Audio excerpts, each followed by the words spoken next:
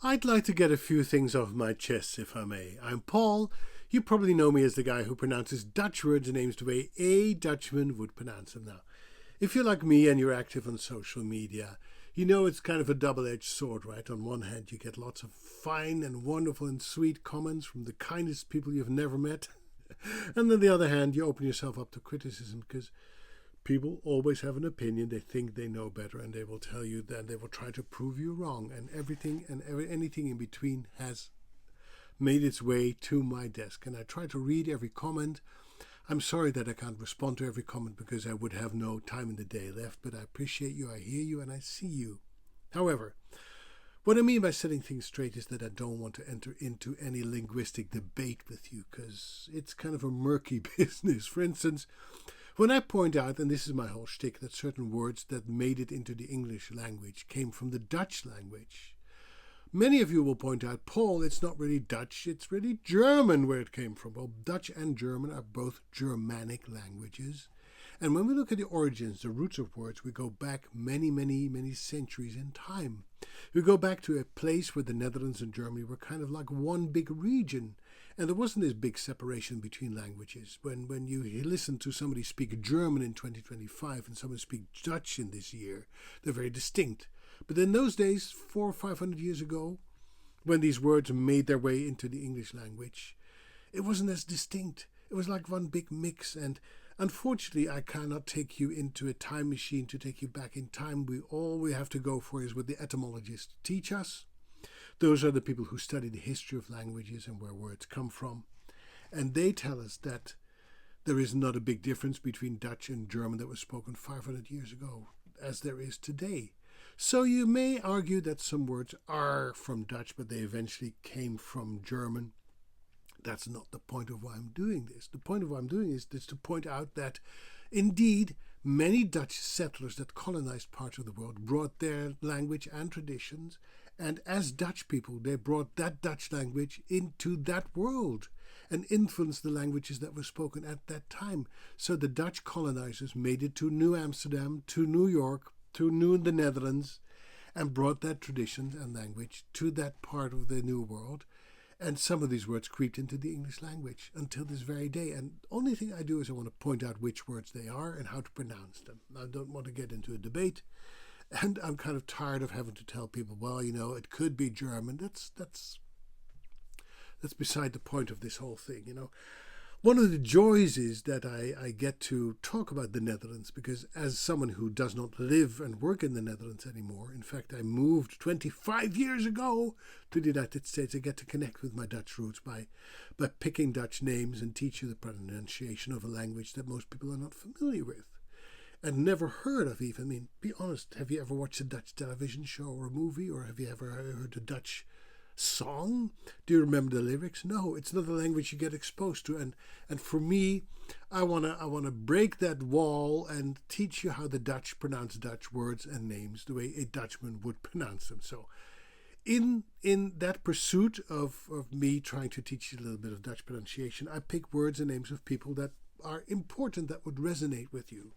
So I may pick the names of politicians that you may or may not like, but that's beside the point. I pick them because I want to make the point of hearing you listening to me pronounce these names, to use vowels and consonants that you might not be used to hearing. So, for instance, when I picked the name of the Secretary General of NATO, Mark Rutte, who is the current Secretary General of NATO, not a very unimportant man, may I add, I did not do that to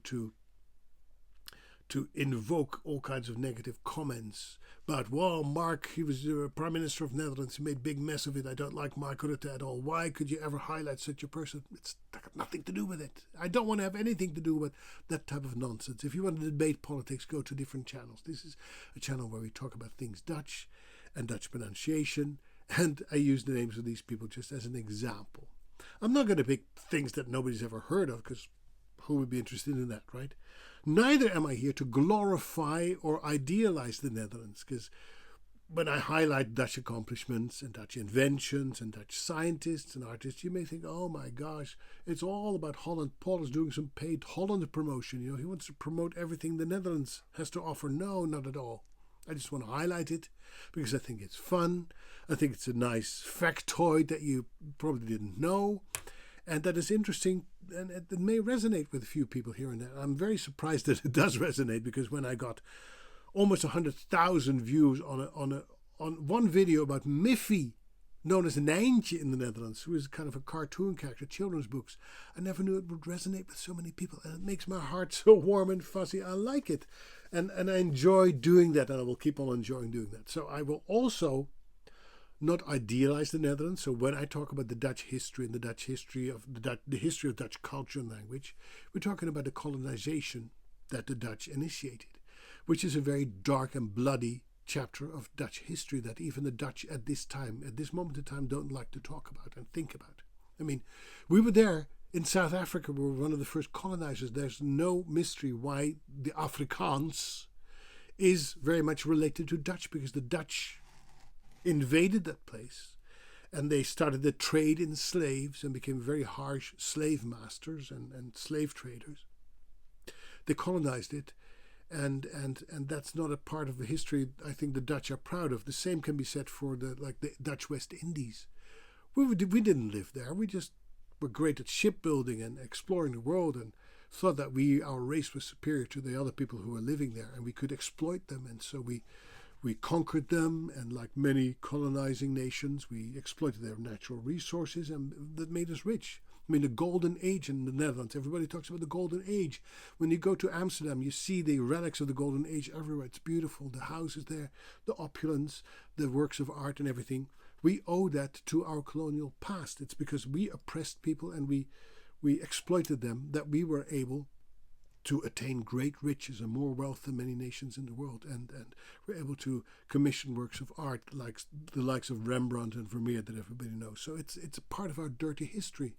And then we moved on. We colonized the Suriname, which is next to French and British Guyana, and let's not forget Indonesia as well. We had a very bloody history with Indonesia. What were we doing? What on earth were we doing in Indonesia? We held on to it even after the Second World War, when we denied Indonesia's independence and we fought a bloody war to keep Indonesia Dutch. What were we thinking? I mean, I'm not going to shy away of these things, but it means that I want to look at Holland with different type of glasses. I want to be honest, I want to face the past where it deserves to be highlighted, and I want to face the right things that we did right and that benefited the world, and things that were just deplorable and that we should be ashamed of. And that's not what somebody called nestvervuiling. Have you ever heard of that word? Nestvervuiling. Nest means nest, like a bird's nest, and vervuiling means to dirty. I'm dirtying my nest, somebody said, while I highlighted some of the less positive things about the Netherlands. Well, I'm just talking about history the way I learned it in school, and the facts that I can find online. I want to pass that on, and I'll let you be the judge of that. But what I think with the comments that I get, especially the comments that are not as positive, is this. One of my philosophies in life is that the world we see is a mirror of who we are. Let me put it more personal. The world you see is a mirror of who you are. That means that perception, the way we perceive the world, is really projection. It tells us more about us than about what we see. The world we see is a mirror of who we are. So the comments that you give me tell me more about you than they tell about me. And like I said, I'm not here to engage in all kinds of linguistic and scientific debates. I research the little bits that I do, and I use a search engine called Perplexity AI that consults different sources, combines them, and I do my best to bring you a coherent story that is very abbreviated. Some people say, well, you miss out certain elements. Yes, I do, on purpose, because if I were to give you a very detailed history, first of all, it would be hard for me to remember because my memorization skills are just, my mind is a colander. And secondly, nobody would be watching because, I'm already talking for almost 10 minutes and I bet most of the people have tuned out already. So social media, it's the nature of the beast. Everything has to be short, crisp, and succinct. That means that I will leave out information that you may think is essential. Say, Paul, how could you do that? Well, I beg you to forgive me and to have mercy on me, because I'm just trying to work with the tools that are at my disposal and spread a little bit of love about the Netherlands and the influence that this small country of 18 million people has in the world today. Thank you so much for watching. Have a great day. Tot ziens. Bye.